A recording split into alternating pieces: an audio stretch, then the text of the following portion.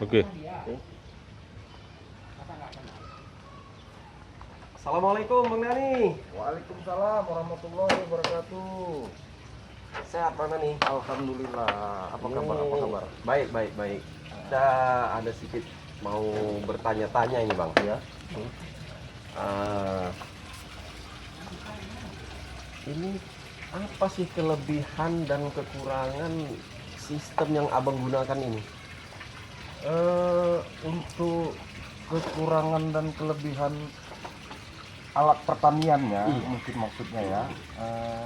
Ada beberapa media tanam yang kita buat untuk membuat menunjang sistem hidroponik ini.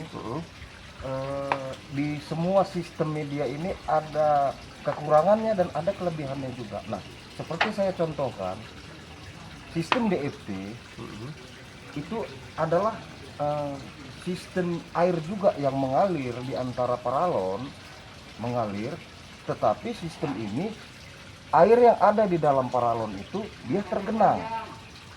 Jadi kelebihannya sistem DFT itu, kalau listrik itu mati, bisa Pompanya ya, satu Bang, ya? Pompanya ya. pompanya mati, air tetap tergenang di dalam, sehingga pertumbuhan atau sayuran yang ada di dalam paralon itu tetap terjaga. Karena apa? Sayuran ini adalah sumbernya dari mulai kecil sampai besar adalah air. Nah, kalau dengan ini gimana? Ini sistem rakit apung, ya. ya. Kenapa ya, tetap Ada kamera, Bang. dibuat sistem rakit apung, ya? Rakit apung ini sistem media yang lain, tetapi karena kekurangannya dia tidak ada pompa di dalam. Sebenarnya kalau dia tidak memang memiliki kita itu pompa. benar. Kalau umpamanya kita taruh pompa di dalam, agar supaya air yang ada di dalam sistem rakit apung ini bisa berjalan sehingga oksigen terus berganti. Dan itu mempengaruhi tingkat pertumbuhan dari sayur itu. Jadi lebih efektif DFT atau ini, Bang? Sebenarnya sih sama saja, makanya Sama, kan Bang, seperti ya? dengan pertanyaan tadi bahwa bertanya bagaimana kekurangan dan kelebihan alat pertanian yang artinya iya. alat dan media tanam yang ada di sini saat sekarang ini. Oke, kalau untuk pemilihan bibitnya itu gimana, Bang? Kalau pemilihan bibit itu, kalau untuk bibit sebenarnya apapun jenisnya itu semua bagus. Bagus, Bang, ya? Bagus. Kembali kepada sistem penyemaian kita. Pada waktu kita mulai semai sampai pecah kecambah, di sini kan bakal tumbuh bibit-bibit dan tunas sayuran itu, gitu kan. Nah, disinilah kita melihat dan kita seleksi masalah bibit yang bagus dan bibit yang tidak bagus.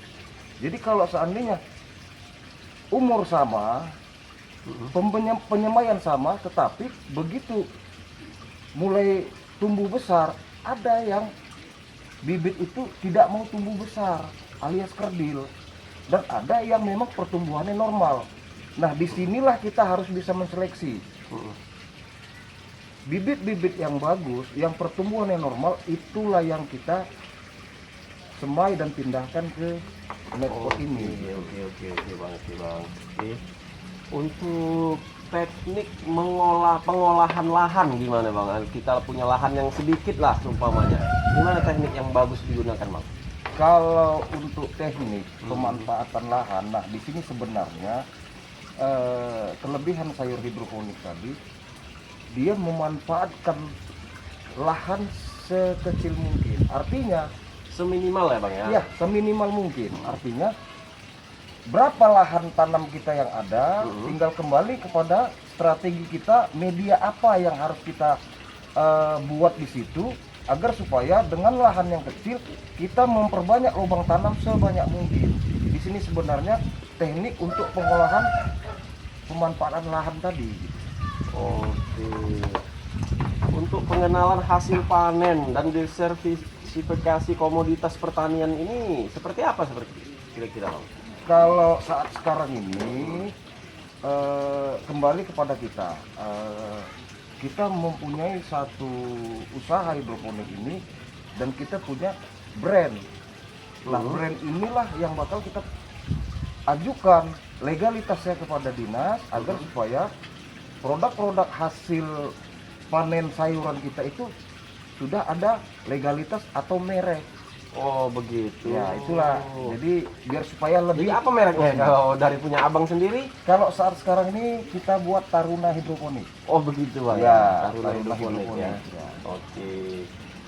Selanjutnya implementasi pertanian digitalnya ini apa sudah mencakup ke media sosial gitu bang?